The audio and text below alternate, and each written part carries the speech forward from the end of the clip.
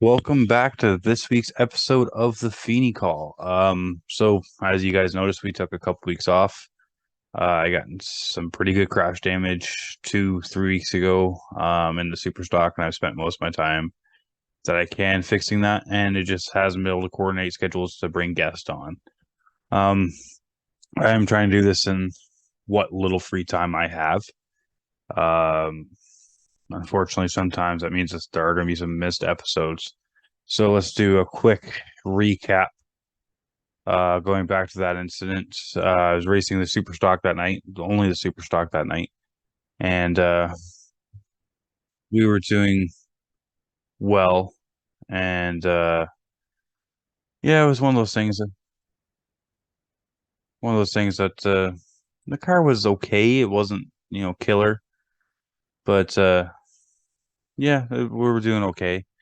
We were running, chasing down Mark Gordon with Miles Tyson right on our ass. I slipped up. Miles got underneath me. Uh, it, I don't even think we made contact. I just made a mistake, and he got underneath me. And I'm not there to tear up race cars. At least I try not to be. Um, Obviously, there's always instances happen. Nobody's perfect. I've torn up someone else's car, and they've torn up my car, and we're all mad at the time. Almost always we let it go. Um, so what happened was there was an incident between Miles and Mark coming through 3 and 4 and to the checkered flag. They got hung together, and as they got hung together, I seen an opening down towards the grass, and I tried to take it to try to win the race. And um, yeah, didn't work out. Mark unhooked and got there first. Miles spun, T-boned me. He went airborne off my car. We caved the door, the quarters, the fender, the roof, knocked all the left side body panels off, broke the wheel bearings, brake pads. And not that it was a lot of time that I had to do to put everything back together, which it is time. It's constricting schedule because of I have to deal with the weather and stuff, not having a shop, and there's only so much I can do inside the trailer, so I had to pull it out of the trailer just to rip it all apart, inspect it, get the money and stuff like that. And yeah, it is what it is. Um, but we ended up getting scored second place in that, so second place with a car beat all to hell ain't bad. Um, really would have wanted to win that because I'd be Corey Strawn on Strawnco 77 YouTube has the video. Um, it has to be fan wise one of the top super stock weekly finishes of the year, if not for a long time, for just like a weekly race. And then the next weekend we got rained out on the Saturday. Um, so I went diecast hunting, found some more diecast. And then Sunday, I actually went down to Flamborough to watch the APC and Quick Quick Series race. I went and sat down with Adam Ross, and they were talking to me about some of the G-Force stuff, and because I'm wanting to learn more of the backside of the podcast stuff, as well as learning more what I can and cannot do, possible opportunities to maybe work with them in the future, like in conversations and stuff like that. Was able to talk to Clinton Jeffries and Spencer. Uh, the amount of setup that they have and the rigs that they have at the track is it's a lot of work for them to bring you a live race for the APC Quick Series or any of the races that they broadcast. Um, so next time that maybe you watch one of the race, like throw a comment on their stuff saying thank you guys for being there, the hard work and etc. Because they've basically turned into a full TV crew. They've got camera operators. They have Spencer and I don't know this other guy's name down in the booth, and they're running around like they're chickens with the head cut off. And Adam and Clinton get to be the faces, but there's so many people there that you don't see on camera necessarily that do a good job at bringing you live Ontario race coverage. So I'm hoping maybe one day that's something that I can get into. I'm sure I'm sure I could probably do an okay job at it. My problem is talking on live TV might be a bit of a problem where it's not scripted and stuff like that. Um, maybe we'll have a second crew. Maybe G-Force will see this and maybe they'll hook up me, Jomo, and Cam K as a secondary announcer crew. That'd be probably pretty fun if you got three of us together as announcing. Yeah, maybe we should try that one time. Maybe G-Force, you guys actually pay attention to this podcast, and maybe we should have a podcaster special, freaking like they do the radio style announcing at Watkins Glen or something like that. If we can do a podcaster special, that'd be pretty cool. Yeah, let's try that. Anyway, so I was watching the Quick race and APC race. I was studying a few cars in the Quick series that I race against. I'm watching some really weird things I could see happening. I'm not going to mention any names or stuff like that, but like there was one person I was watching at Flamborough where I was watching what their body did at speed and what certain cars did at this time and this point. Just trying to learn like what my car is doing different.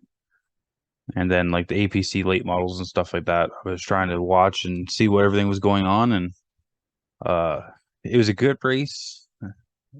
Um the rain delay kind of ruined it, in my opinion. Because everyone started driving like the rain was coming every lap. So right after the rain hit the first time, they were unfortunately a little aggressive, trying to get going again, caused a big pileup, and a lot of good cars got tore up. For them to clean it up again, and I think there was one more caution before, unfortunately, JR Fitzpatrick lost a ball joint and went into the wall. I was really shooting for JR. I like JR. Um, he's helped me out off and on, talking to me online and stuff like that. Helped me with my progress, and we've talked about certain things I can and can't do as a driver. And there's other drivers I talk to, like JBJ, Dan Price, and I get opinions on where I kind of sit as a driver. I know I'm never going to be like a NASCAR driver, Hall of Fame driver, etc., like that, but I know where I sit among my peers. Um, I feel like I get quite a bit respected of most of them. Uh, I can sit there and talk honestly with any of them. They don't have to sit there and hide and say they know I'm not going to rat them out to tech lane if they're doing something or trying something. And if I'm doing the same thing, they're not going to do that to me. So it's it's fun having a group of guys you can be honest with, and they give you ideas, be like, hey, try this. It sounds stupid, but try it. Um, which leads me up to this week. This week we had both the Peterborough Speedway mini stocks and the super stocks. The mini stock is a very low priority for me. Hadn't touched it since the last time I drove it. Didn't even look at it. Sat at the speedway the entire time. And all of a sudden, I have no idea why. It was 2-3 tenths quicker. I don't know if it's me as a driver, or if the car just the tires heat cycled in perfectly or something like that. I'm still running. I've got half decent right side tires on that car.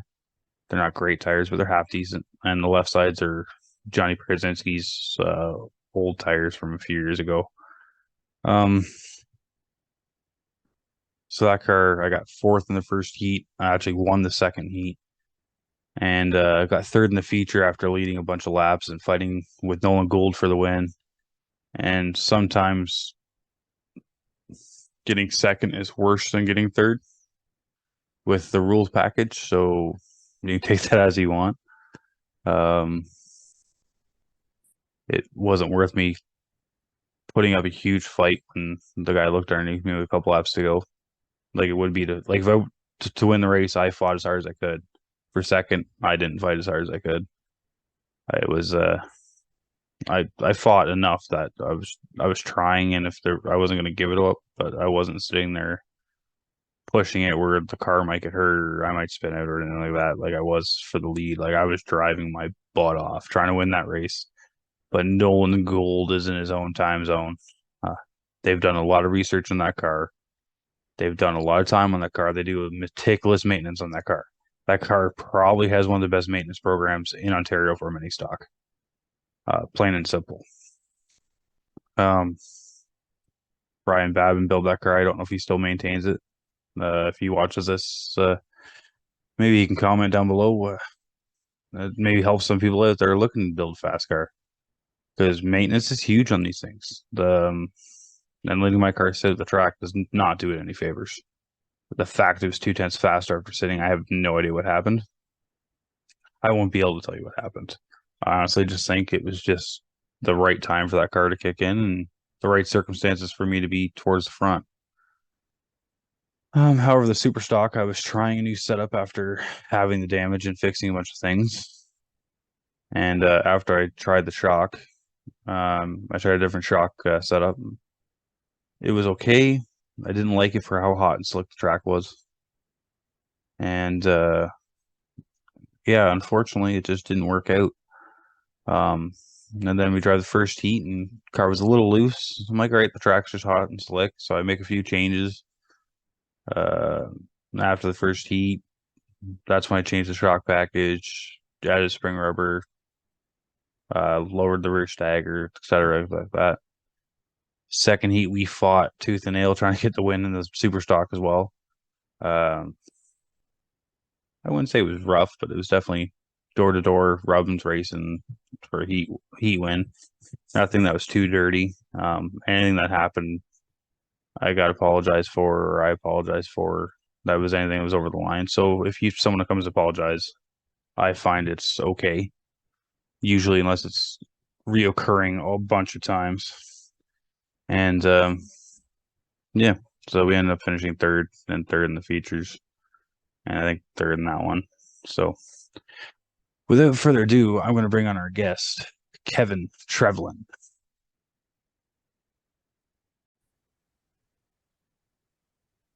All right, so welcome this week, Kevin Trevellin, to the show. I'm going to give Kevin a few minutes here to introduce himself and give a little background story.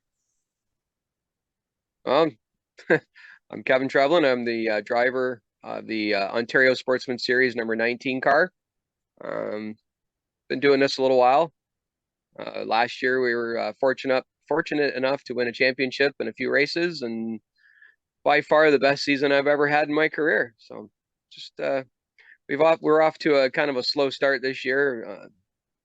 Kind of a little bit of bad luck here and there, but that's racing. Well, looking forward to the second half of the season. So, with saying you're off to a slow start, last year, your championship year, you had kind of a slow start, and then at Peterborough, it seems like there was just a big momentum change. Is it similar to that, or is it kind of like a little bit like worse of a start? Like, how do you feel compared to last year? It is. Well, we've been running pretty decent. We just haven't had the finishes to like where we've been running isn't where we finished, right? So, but if you look at last year to this year, our finishes are almost identical to leading up to Peterborough. So, I'm not really worried about it at this point. I mean, we still have 5 events to go. Just got to try and get everything back on track and just get the performance up a little bit. So I am trying to work on getting Cam K, your good luck charm, back in the Peterborough Speedway booth. It all Yeah, depends on if he's he's not been healthy. feeling well. We kind of all know that. Yeah. He's if he's healthy, he's going to be in the booth. So it all set up to be a repeat performance for you on Saturday. That'd be awesome. Um, so you drive OSS now. You have your super stock now. Why don't you go through some of the lists of the cars you've driven from basically the beginning of your career to what got you to OSS? I started at Checker Flag in a street stock car. It's a 78 Malibu. Went from there, we went cast car racing in 1992. Got a little bit of dirt experience in thunder stocks. I've driven a super late model. I've driven an ARCA car. I've been in numerous, like I've been late model. Little bit of here and there, one-offs. all over the place. But my OSS car I've had for just about 10, 12 years now. So you have always had like the red and white paint schemes, but for a while you had like the Fighting for Our Freedom and like Wounded Warrior Foundation, I think it was. So why don't you go through some of like the meaning to that, like having all that stuff on your car, like Well, every year we try to like as seasons progress, you always try to come up with something unique and different than last year. Um, I used to drive the 45 Canadian Heroes car. The whole themed Canadian, the flag and all that sort of stuff. That kind of really intrigued me. And then when I got back into my own equipment, I just kind of went with the red and white, and I just really like the branding and that sort of stuff. so driving OSS, it's kind of like a club and it's more than it is like a series, and everyone seems to be pretty friendly. Who are some of your favorite drivers you get to run with in OSS? Um, that's that's a good one.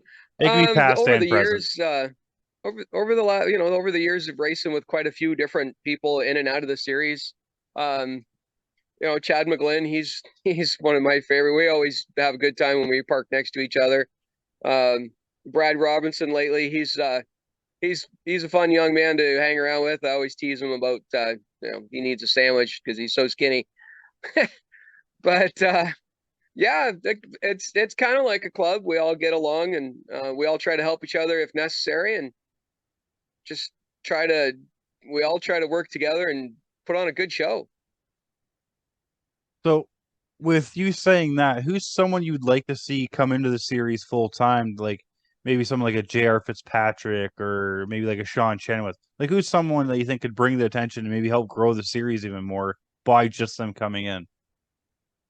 Well, and those are the conversations I think we've had, like through the drivers meeting and even drivers just, in little groups talking about who would bring some attention to our series and who would, kind of be fun to race with.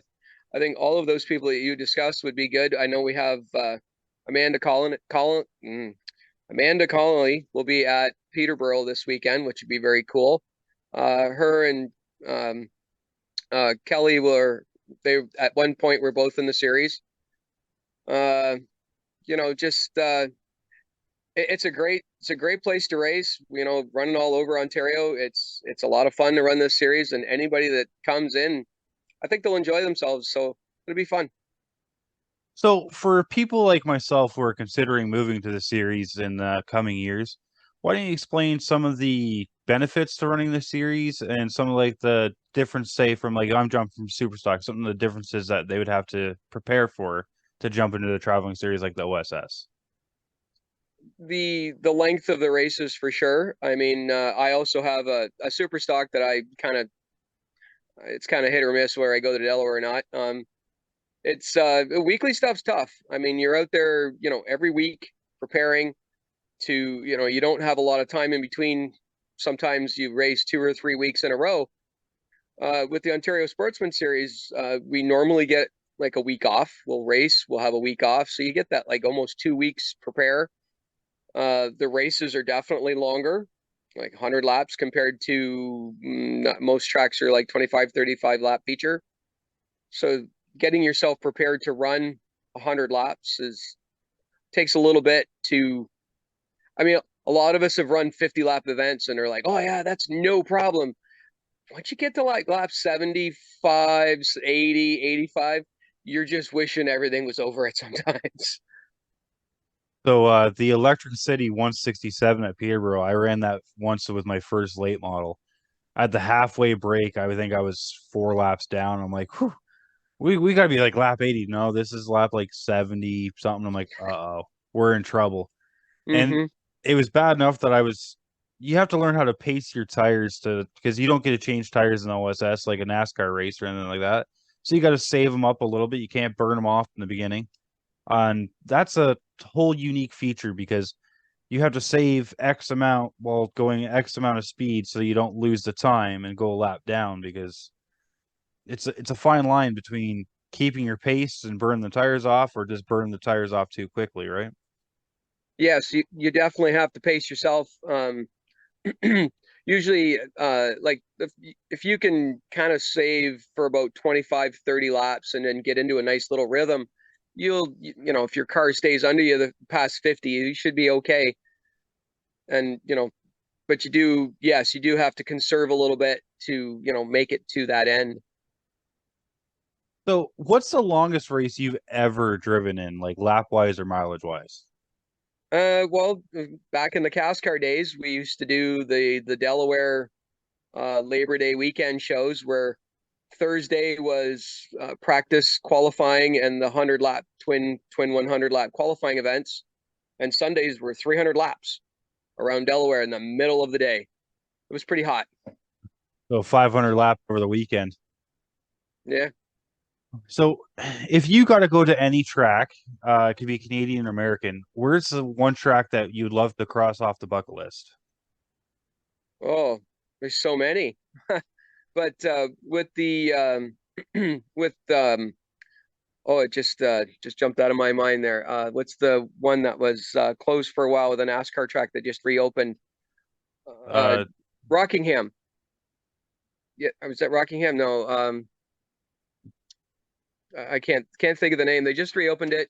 They've been running some stuff this summer. I think it is Uh, the Rock. They just repaved it and everything like that.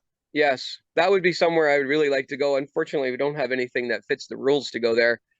But I th Martinsville, that would be a good track for. I would love to go try. Um, there's quite a few on my list that I would love to go.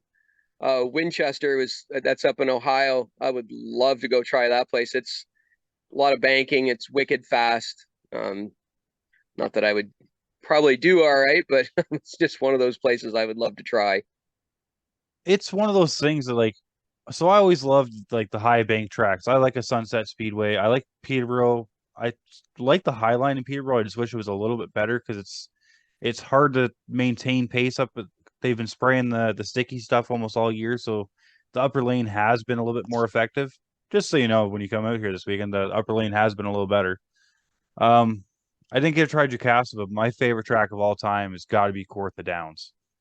Like you can just throw it so hard into the corner and the car just plants and sticks. I only got to drive in a front wheel drive car and like a few times at the Rusty Wallace racing experience, but that track, I miss it so much. I hope one day it comes back. But what track do you miss the most on? Because like you've seen more tracks closed than you probably raced on now. Yeah, unfortunately, I have seen quite a few tracks that have closed down in my time. I do love running at Delaware Speedway. The new pavement that or the new asphalt they've put down recently has made it a lot more fun, less bumpy. Um, I've really seemed to adapted well to full throttle. I mean, even as small as it is, it's a lot of fun to drive. I run at Toledo Speedway a few times. No, that's a fun place. I ran there before they paved the place, and it's even faster now. So, um, but yeah, there's quite a few places that I really like. I enjoy going to Sunset. It's like you said, it's got some decent banking. And when we were there with OSS this year, I found the top groove to be very helpful, and it was really, yeah, it was really something that I hadn't done before. Was go up the upper groove there. Usually stayed on the bottom. So were you in the top groove as in like the second set of lines, or were you almost rim riding around the top? I was about a car length up off the bottom. So like on restarts, I would try to run the outside on the outside groove of the second lane up on your restarts, and that's about where I ran most of the race, and it really seemed to work out. So with the super stock, because I think you guys are a little bit heavier than us. I think you guys are like 3,400 pounds ish. We're three Uh, thousand. oh, 3,000. So you're the same weight as the super stock then. Yep. So with my car, I found at Sunset, there's a really weird fast line through one and two if you want to experiment with that. If you enter in the third lane, you basically enter in, brake early, and then you can throttle up all the way out, go down the back straightaway, and then kind of cut down and pinch the guy in three and four where it's a little bit tighter. Uh, if you want to see what I'm talking about, the Quick Wick has a the race from last year where I was kind of playing around with that, and Cam was taking pictures and stuff like that. But yeah, it's really weird there. It's almost like the banking changes perfectly. You just set the car in, and it won't let the car kick out where you're burning that right rear tire up at sunset. But Yeah. hopefully you can hear me pretty good here. I'm going to try to go into some of these fan questions. Um, Alan Harris wants to know, what was your first car, and do you own a vintage ride? Well, my first car was a 76 GMC pickup, two-door or single cab, 8-foot box. Bought it for like $500. It was nothing special. Now, I don't have a vintage car or a hot rod or anything. I just have my current truck and my race car. All right. And then Jonathan Morrison, or Jomo, you might know him through Jomo Media, wants to know, as Kevin returns to defend his 2022 race win, what is he having to do mentally to prepare for a track like Peterborough? Well, that's a good question. I've been to these speedways like so many times. Um, I'm more like I more think about like what I have to do to the car, the adjustments I need to do. I try not to think about the actual race itself. I try not to think that too far ahead. I try to just let that play out and like run off of instinct, if I guess if you could say that. But when we get to the racetrack, I always, we go out, get ready for practice, go out for practice, come in, try and cipher the car out and get ready for qualifying. But I try not to think too much forward into the race until it actually starts, and I just kind of let it play out. I sometimes you could overthink it really fast, and I just don't do. I try not to do that.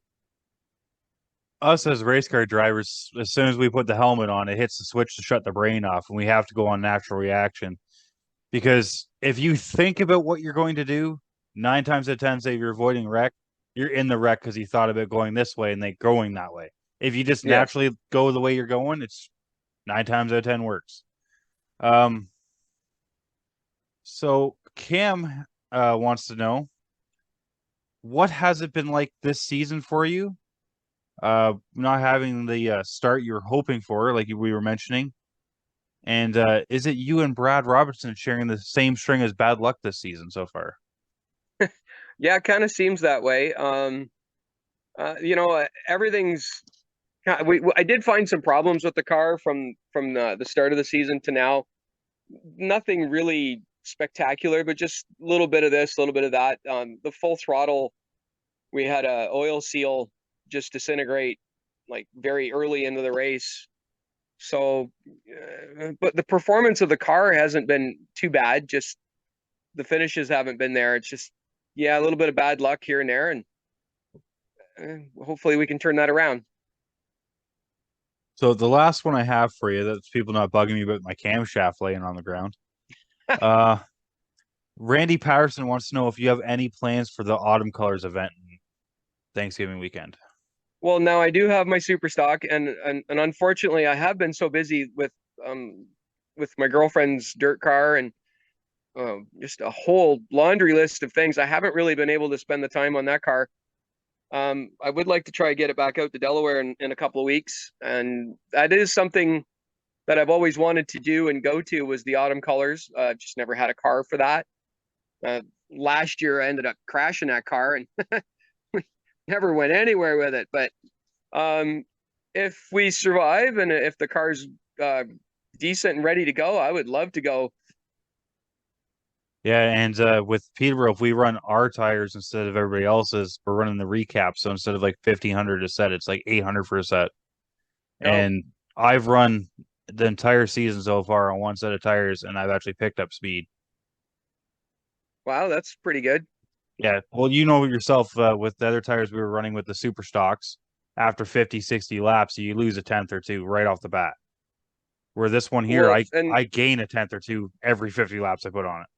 and that's been some of my problem with my super stock this year. I haven't really had the finances to like put new tires on it and put some of the better equipment on it that car really needs. I've kind of spent all my budget on my Ontario Sportsman Series car.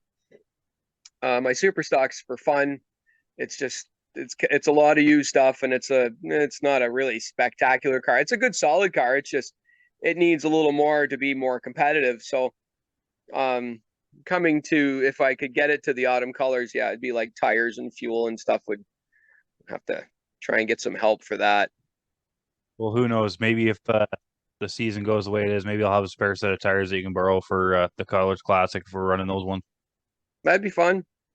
Like I said, it seems like the more you wear these tires down, the faster they get. The first couple weeks I was like a 15.2, and now I'm down to like a 15.0, other than my car being completely screwed up this weekend because I had a load bolt back off halfway through the night and it just kept backing off and making the I think I finished the night with like 43% wedge on a 3-link metric car. It doesn't work that Wow. way. Um, yeah, it's like I said, if I have a set of tires kicking around, I'll gladly let you borrow them or have Well, that'd them. be fun. I appreciate that. That'd be cool. I would love to come and run that race. But yeah, it all depends on what tires they're going to run because half time, if 7 tracks, let's say, pick that they want to have the other track, it's really hard to get everyone to buy tires for one event, right? So, and then it's going to be really hard to say, oh yeah, you guys can run the grippier tires. At what penalty do you put on them, or what weight break do you give the guys on the retreads, right? We had that. Yeah. What was that before COVID when a few tracks switched to the American Racers and a few tracks were still on the original Tall City retreads. So I'm going to give you a few minutes here to thank your sponsors and maybe give us a way to find some merchandise or ways to support your race team, and as well as maybe a few upcoming events for you and even Laura. Oh yeah, my sponsors they've been pretty good, very helpful, very supportive. Sorry, there's lots of mosquitoes out tonight. Um, Shock Pros Motorsports ATV accessories, uh, very supportive since I started there. They've been Garrett and Carrie have been very helpful, very supportive of my racing program. On Carrie Morrison, she's a real estate agent at Binder Realtor. She's a great real estate agent. Fun to talk to. Leisure Trailer and Sales and Service. They've been with me for wow, good 10 years. They've been helping keeping my trailer down the road as long as it has. um, Top level building. John and his group, they build great pole barns, and they're doing all kinds of great stuff. He's a great guy. He's a big car guy. He loves coming out. I think we're gonna try and get him out to a practice, and we're gonna get him run around in my super stock at Delaware or something, just to give him that for kind of all the helping out that he's been giving me this summer. Um, and Unfortunately, I don't have a lot of pit crew. It's mostly me, which kind of sounds selfish, but it kind of sucks. It's just me, but it is what it is. It's hard to get help. It's hard to get people to come down the road sometimes. Everybody's got family and things to do. So I don't have any merchandise at the moment. How I fund my racing most of the time is my little side hustle is Trevco. It's I help guys, I fab, weld. I Buxton seems to be my biggest bunch of customers. I got two from Saturday night. Both guys run into each other. One needs a clip and one needs a whole right side car. So I got some customers. That's kind of how I keep myself going. So which one do you fix first? Who hit who? Whoever comes first. Um No I'm not favorites. picky. It's whoever drops their car. I told them actually that this week I'm closed. We're going to Peterborough for Saturday, so whoever comes by on Monday is first guy in the door to get repaired. So I'll try to link you up with like maybe my merchandise girl and stuff that does my tumblers and stuff like that. So maybe you can get some tumblers or some shirts made. Try to help yourself a little bit. She's a pretty good person to work with. She makes like the tumblers like this and stuff like that. Oh, nice. So merchandise, there'll be people that'll buy it. Especially you're a pretty popular driver. You're the defending champion, and it's nice to see a guy that's works on his own car. It's for me, it's exciting because like I do the same thing. I go to the track. I have one or two cars. It's usually only me to work on them. And especially if you're running two cars, you limit yourself so much on time to, and especially the super stock and OSS are probably super different as well to drive. So, Yeah, it gets tough when like there's a few times when we run Friday night with the super stock, then we load up, we'll have to drive all the way back into Windsor, switch cars, go out the next morning to wherever we're going with the Ontario Sportsman Series. So it does get a little much. So all right. I'm and again, I do most of this kind of by myself because yeah. And I do take on too much sometimes because we all it's something that we all want to do, and I want to race more. I mean, if I had money to buy a late model, I'd probably have one of those too, and a dirt car, and I don't know, I'd have three or four of them. But If my we had my enough my money, Ontario we would have Sportsman car. everything. What's pardon? If we had enough money, we'd have one of everything. Oh, absolutely. There's always special events I'd love to run. Um, it's just what it is, right? You pick my Ontario Sportsman Series car is my priority.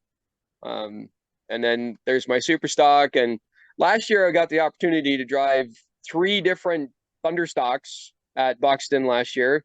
That was kind of fun. So I'm up to driving anything, as most of us are. All right. So with that, I'm gonna wish you a good night, and we're gonna let you get back to work because that way you're not getting eaten by mosquitoes. Yeah, the mosquitoes are crazy out right now. I had to come out on the porch here to get a better signal. But thanks for having me on. Thanks for coming on, and can't wait to see you Saturday. Hopefully, you're holding up a clock. Oh, that would be awesome. The battery in my clock from last year is kind of dead, so I got to replace either the battery or replace the clock. So I think we need a new clock. Yeah, it's way more logical to replace the clock. Absolutely. All right, Uh, have yourself a good night.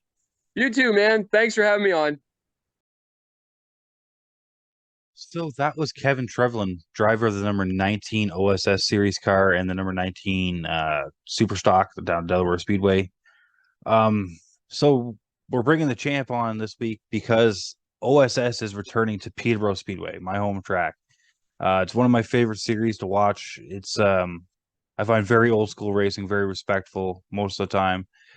I'm it's honestly a possibility I might end up in there for 2024, depending on funds and cars and etc. So I'm giving you a rough entry list for the Peterborough Speedway Irving Oil 100. Um, it will be tomorrow when this comes out, which let me get the date here so no one's confused. It'll be Saturday, July 29th at Peterborough Speedway. And the possible entries are looking at the O2 of Brendan Patrick, the number 3 of Tim Tolton, the number 4 of Connor James, the number 8 of Chad McLean, the 12 of Mark Patrick, the 15 of Mike Herniak Jr., 17 of Chris Shahara. I probably pronounced that wrong. I'm sorry, Chris. The number 19 of Kevin Trevellin, the 44 of Brad Robinson, the 47 of Sean Manglin, the 48 of Doug Cathcart, the 55 of Ollie Ferguson, and the number 71 of Amanda Balson. The other one I'm worried about, or not worried about, is a second 71 for Corey McAllister. I'm not sure if Amanda's running just the one OSS card because I know Corey's got two. So I'm not sure if both are showing up. It's 100 laps at Peterborough Speedway this weekend. I will be there with my super stock. And right now in OSS, the Connor James is the current points leader. I'm getting my information from Cam Harris, who is I think their official social media guy. Cam, if you listen to this, correct me if I'm wrong. If you like the OSS series, I consider them a feeder to the Pinty series. It's not officially that way, but I find that a lot of the cars are old Pinty's cars. They're running similar power to weight, et cetera, similar bodies. The extended distance events. I feel like if somebody's going to move their way up to the Pinty series from like a late model or something like that, it's a good stepping stone. They travel all across Ontario, Delaware, Full Throttle, Sunset, Peterborough. I think they even run on dirt once or twice. Uh, but yeah, it's a great series to watch. I suggest going and watching and following the media. I know the OSS series has like hats and t-shirts and stuff like that if you want to support the series. Um, if you want to see certain drivers in the OSS series, I would love to see your comments of who you'd like to see in it. Don't just say me because I'm hosting a podcast. I'm not the person that's going to land a free ride, but say somebody has an extra car and people were talking to the drivers meet like we were talking with Kevin in the intro. Um, maybe J.R. Fitzpatrick gets into the OSS series and makes the next series that people go to because to be the best driver, you have to beat the best drivers. And J.R. Fitzpatrick is hands down one of the best in Ontario at this given point in time. Um, he's got beaten more by his bad luck than other drivers at this time. Breaks a ball joint with 5 to go with a commanding lead at Flamborough in the APC series. JR's been around Daytona and stuff like that, nationwide cars. I have his diecast upstairs. I'd like to see like someone like JR in there, Sean Chenoweth. Uh, be cool to see someone like a Dan McCaddy from Peterborough. A couple of those guys that you could see maybe joining a touring series in that ABC. And maybe that's something that we even looked into that ABC and OSS work together to make kind of like a joint weekends at some of these bigger events. Um, it's hard for tracks to have multiple cars with big classes because they have to pay the classes out more money. So which means they have to have more fans in the stands, et cetera, et cetera. So, best way to support your local short track and get more of these big events to your local short track is to attend every week. And if you want to see more of these events, like if say you want 2 OSS dates, talk to your track owner. Like if you say, hey, there's a bunch of people say we want 2 OSS, he's going to fight to get 2 OSS dates. Because as an owner, they're going to do what the fans want. It's to a point. Obviously, everyone would love to watch APC and Quick Wick and every single week. But it's just not financially reasonable for the teams or et cetera to run that much.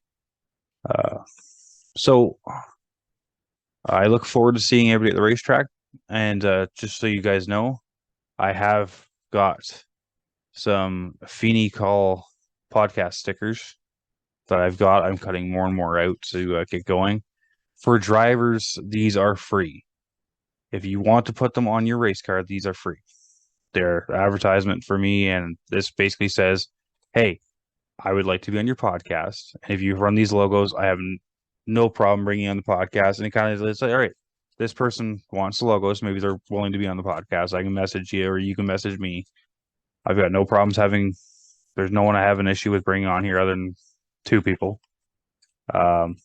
And they're just not even that I have an issue with them. It's just right now it's just logistics of getting them on because of internets and stuff like that. If somebody would like one of these logos for like just a fan or stuff like that, I will sell them to help support the podcast. These were made by Dwayne Batty at Risen Graphics. They drive the number 29 Renegade truck at Peterborough Speedway and the number 83 and 38 late models. The 38 hasn't been out in a bit. Just depends on which Batty brother is out, I guess, that year. Really good guys. I race with them. They're super clean racers. I like racing with them. For a while, they didn't like racing with me because I got over my head and got over aggressive and tried to chase for a championship and took some liberties I shouldn't have. I don't want to say that is what it is, but that's what happened. I've learned from then. I got a few compliments even this weekend about how much my racing's changed and the respect I give in racing, and I feel like that's the way to go. But at the same time, if people are beating my doors off, I'm going to give them the same thing back. as long as it's not tearing cars up. I don't mind a little bit of rubbins racing, moving guys up a lane, or etc. But when you start spinning guys, uh, there's so much that can go wrong when a guy spins around. And you know, it can be unintentional. Like I've spun people unintentionally. Last year, colors, I got in the back of somebody, and it was completely unintentional. I was going to do the gentleman's rule until they drove into my car under yellow, and that changed my plan. That changed my mind at the moment of time. Looking back, I probably would have still done it if I didn't get hit under yellow. But I'm like, I've seen parts of my car break, and I'm like, well, I had no damage. Now I have damage. Now we're even. Which it's all heat of the moment stuff. It doesn't bug me anything more now. I don't know if it still bugs them. I haven't even talked to them about it since they haven't talked to me. I don't think it. I think it was just a racing deal that day. It was colors late, and it was a simple mistake on my part. Um, for other drivers, if you make a mistake, a simple apology goes a long way.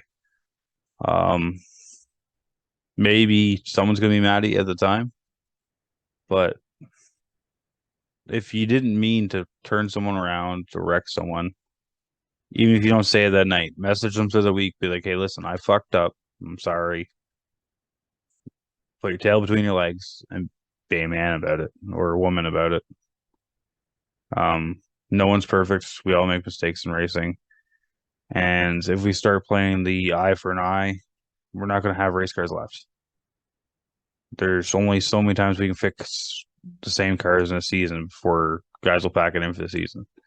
Well, if we have 10 cars and 2 cars pack it in, then 2 cars pack it in, we won't have racing.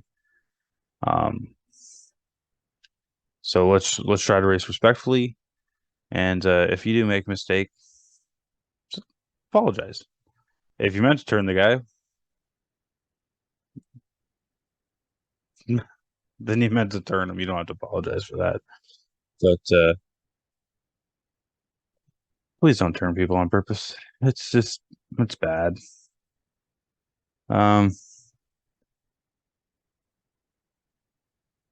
So sorry, Brad Robson just messaged me about getting me in an OSS car.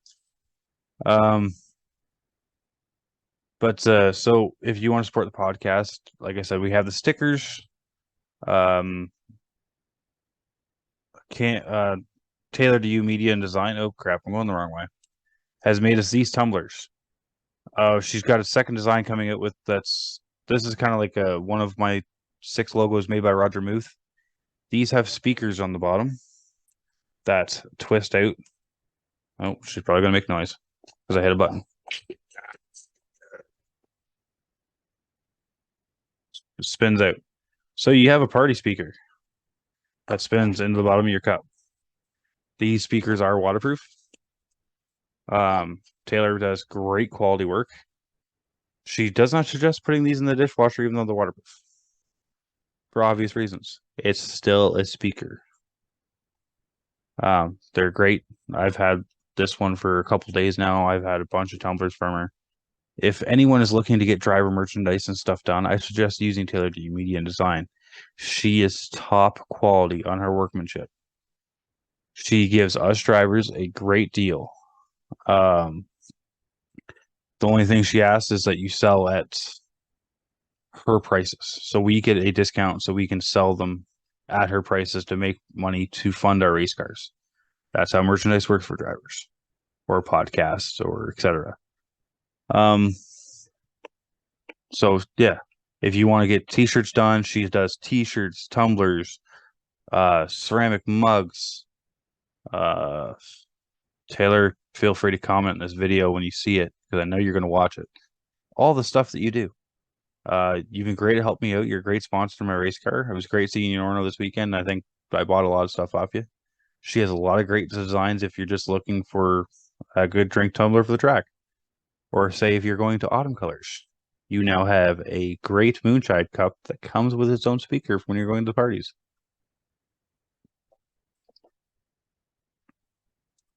So, with that being said, I'm going to bid you guys a good night. Well, good day, I guess it is, because this is going to be around 1 o'clock on Friday, even though I'm recording this Monday around 10. I will bid you guys a good night, and I'm going to hopefully see you guys all tomorrow at Peterborough Speedway.